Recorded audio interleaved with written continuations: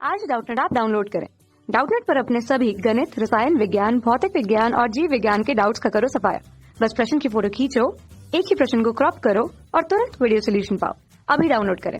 इस क्वेश्चन में हमें गिवन है आवर्ती गति का एक उदाहरण लिखिए। हमें क्या बताना है? आवर्ती गति का उदाहरण। तो इस क्वेश्चन को करने से पहले हमें ये समझना होगा, उदाहरण देने से पहले आवर्ती गति होती क्या है। सिंपली आवर्ती गति जब कोई भी कण हमारा एक निश्चित बिंदु को एक निश्चित समयांतराल में बार बार उस बिंदु से गुजरता है तो उसको हम कहते हैं हमारे पास आवर्ती गति।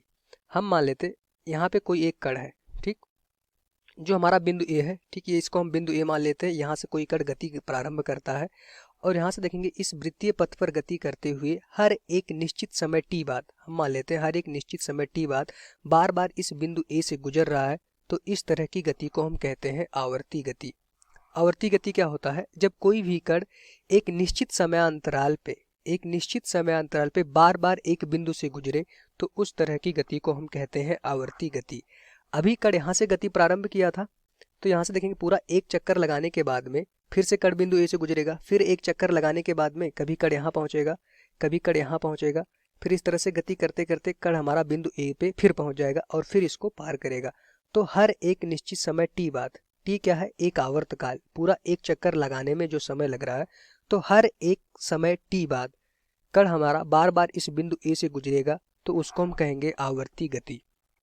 तो इसके अगर उदाहरण देखें तो पहला उदाहरण तो हो सकता है एक समान वृत्तीय गति, जो कि यहाँ पे दिख रहा है। एक समान वृत्तीय गति में हर एक समय टी बाद कण हमारा बिंदु ए से गुजरेगा ही गुजरेगा, ठीक।